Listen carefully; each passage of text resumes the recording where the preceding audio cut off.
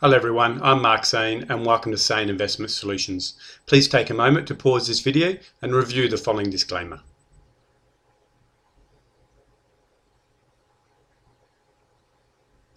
Thank you for that. Welcome to week 7 of the Forex market review. Today we're going to have a look at two currency pairs, the pound Aussie and the pound New Zealand, both of those which were tweeted on our Twitter feed link at Sane Investment Solutions. And we're going to have a look at those two pairs just to see how they're traveling along with the daily FX news. Firstly, let's start with the daily FX news. We're just going to go ahead, click on the filter and just click on high importance news just to see what news has occurred this week and what's coming for the remaining part of the week. We're then going to scroll down to your local GMT time and just go ahead and select that GMT time based on your local GMT time. Here in eastern states in Australia, we're going to be using GMT plus 11. What we're going to do now is just click on the weekly view just to have a look at what's happened in the beginning of the week and what's currently happening. And at the beginning of the week on Monday, February the 15th, we had the yen GDP numbers came out. Now the GDP numbers that came out for the yen was minus 1.4 with a forecast of minus 0.8. So those numbers were worse than expected. So you would have seen the yen weaken. And for anybody who has the yen as a weak currency fundamentally, then that would have been a good number for you to wanted to see. We also had on Tuesday, February the 16th, we had some additional numbers coming out. We had the pound CPI numbers come out. They came out as expected with a forecast of 0.3 and actual of 0.3. And we also had the Eurozone ZEW survey, the economic sentiment come out. And last month it was 22.7 and this month's 13.6. So that's a drop in the numbers. So it's not that good that the economic sentiment is actually lower. And so the euro would have seen a little bit of a weakness. But some of you out there who are weak on the euro, you would have liked those numbers. Today is Wednesday, February the 17th, and as you can see, we have no news for today, or no high importance news. And tomorrow we're going to see the Australian unemployment rate numbers and the unemployment change coming out for the AUD. At the moment, they're expecting rates to remain unchanged at 5.8 last month, with the forecast this month to be at 5.8. So if we see a 5.8 number or anything very close to that, you're probably going to see the Aussie stabilise. But again, if we're going to see a better than expected unemployment rate, so the number getting lower, we're going to see the Aussie dollar increase in value. And if you see a higher number, then it's going to obviously cause some weakness. Another thing that which are also likely to move the Aussie dollar is the China CPI numbers which are coming out, and also on Thursday. So we're looking to see those numbers, and if you want to see some weakness, you want to see some obviously weak numbers in the CPI for the China. Friday we're going to have no importance news coming out based on the local GMT time plus 11. And early Saturday morning, we got the USD CPI numbers coming out, as well as the Canadian CPI numbers coming out. So both of those numbers, we're going to see what's going to occur. At the moment, the US numbers are looking to go from 0.7 to 1.3. So that's an increase. So obviously, if we see a number less than 1.3, we're going to see some further weakness in the US dollar. But if we see the 1.3 or any higher numbers, the US dollar is going to start to strengthen. And the US dollar has been quite weak over the past few days, so you would like to see some good numbers and start to see the US dollar rebound again, because we still believe, well, I believe personally, that the US dollar interest rates are going to go higher. So we want to continue to see some good numbers in there so we can continue to see a good growth in the US dollar.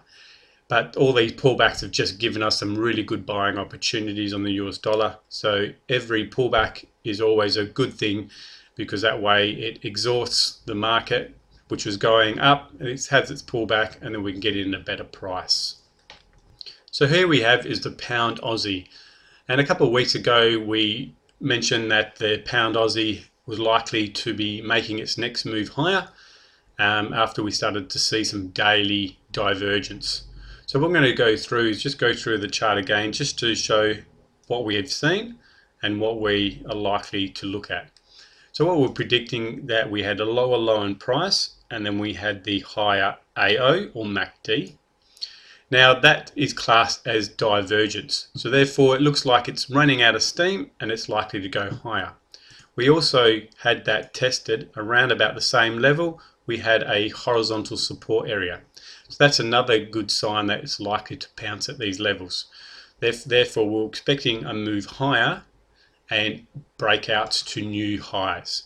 Now at the moment we still have a channel forming, and until the channel is broken, we're technically still in that downtrend. So as you can see, we still have a downtrending market, and we're waiting for this downtrend or these highs to be broken.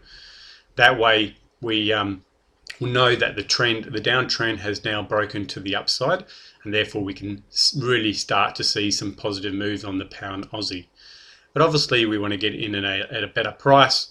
So what we want to do is, if we drop down to the 4-hour chart, what we're looking at is this was possibly wave A, pullback for wave B, up for wave C, and wave C being wave 1, pullback for wave 2.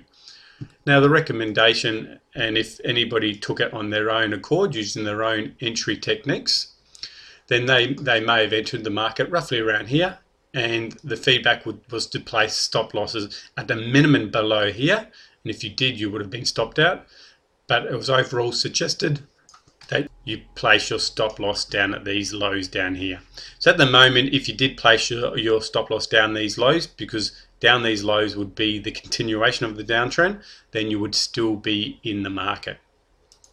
So what we're going to look for is, we're trying to see if the market is going to bounce back higher. If we drop down to the 1-hour chart, we look like we have the wave A followed by B down for C, and then that's 1, back for 2, down for wave 3, looking for a pullback for wave 4, and then a further lower for wave 5. So again, at this stage, the wave 5 could be short-lived and it would find support around here and could then bounce higher. But we're still not out of the woods just yet on the pound Aussie, as we really need to see it break these highs. So what we're going to show you is a different scenario on the pound New Zealand, whereby we're using the double bottom, but we want to break out higher. So we want to break out of the channel before we look at entering the market, and then wait on the pullback. So this was an early entry signal, and if you're in the market, you've probably got your entries down here, stop losses down here, and we're looking to make it up here. So still can make a good risk to reward of 1 to 3, but you just want to, that's why we want to make sure your stop losses are out of the market and give it room to play. Let's jump across to the pound New Zealand. Here we have the pound New Zealand, also in a downtrend. Now if we were to go ahead and draw the downtrending line in there, we're going to see it's going to have to break these levels roughly around there. What we do have is a horizontal support area, and as you can see, it's bounced a few times. If we just zoom out once more, it hasn't really bounced anywhere along a lot higher, so it's likely it could want to come all the way down to these levels. So that's something that we will need to consider if we're going to take a trade. At this stage, we're going to assume that it's going to bounce around these levels and take a move higher. We do have AI divergence on the daily chart. As you can see, the lower low in price, and then we have the higher AO. So it's clear divergence because it's come back above the line and then back down again. So it's likely that we could see that next move higher.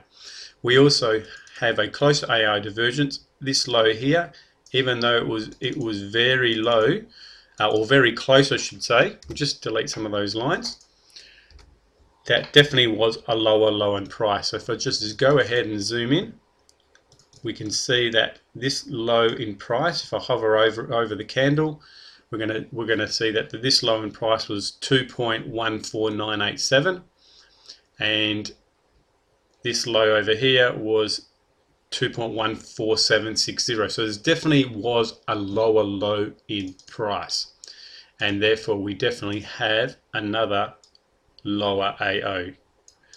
So we still have clear divergence, and this divergence here also is resembled by what we call a double bottom.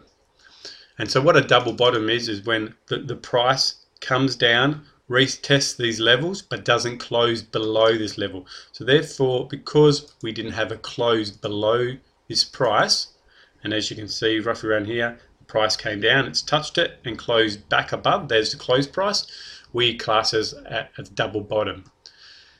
And with the double bottom, we then look for our move higher. But before we can class this as a trend in a new direction, and this direction being up, we need the recent highs to be broken. So that's this area here. So when these highs are broken, what we're going to see is also the downtrending market broken. So we'll just draw that downtrending line back in again. So it's roughly around there. So what we want to see is the double bottom formed, a breakout higher, and then look for a new wave pullback lower for our entry. So let's say that the market does have its bounce up higher, pulls up to these levels. We then want it to pull back, retest the support area, enter the market, and then look at our next move back higher.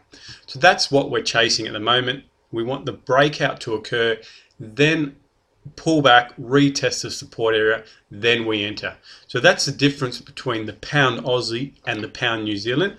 The pound Aussie, we wanted to get in an early case. We wanted to have the pullback and get in on the lows before it broke out. And with that, we just take the risk that that downtrend hasn't ended yet.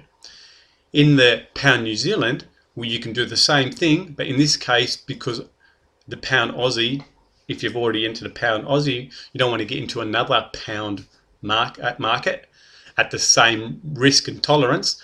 This time we want to have the breakout and then the retest, and that way we can have two different type of trade scenarios, one which we're in early and one which we're waiting for a scenario to occur. Let's just drop down a time frame. Let's drop down to the 1 hour chart, and just to see if we've got anything which we can see here. And based on the 1 hour chart, it's probably likely that we could be an A, B, C, followed by wave 1, wave 2. So again, if you did want to enter the market similar to the pound Aussie, you'd be looking at getting in around these prices here. And again, at the very minimum, putting your stop loss below these lows. But what we saw in the pound AUD, we got stopped out. But if you had them as I would have them, which is down below these lows, so we really want to see the downtrending break to new lows. Therefore, you'd put them all the way down here or even lower. Let me just zoom out a little bit more. So put them down about here, and you're going to be looking at around about 350 pip stop loss, and we're going to try to get them up to these levels here, 700. So easily going to make a minimum of 1 to 2 risk to reward. So that's just obviously the first point it could stop out, and then the next point is up at these levels up here. Thank you for that. Thank you for looking at the pound Aussie versus the pound New Zealand. And what I've given you is two scenarios, one where you can get in early based on a wave cycle on lower time frame, and one where you wait for the official breakout higher before getting in on the pullback to the resistance areas. And the reason why we do that again is we want the downtrend to be broken and a new uptrend formed, then retest of the support resistance areas, and then we enter the market. So you do get in a lot later. It is a lot safer trade, but if you want to get in early and you want to maximize your profits, then you need to take the risk. But as long as you're looking at your risk versus reward and you're taking every trade setup that occurs and you're doing it every time it occurs, then your probability will be on your side. So I wish you all the best in your success. Take care. Thank you for listening to week 7 of the Forex Market Review.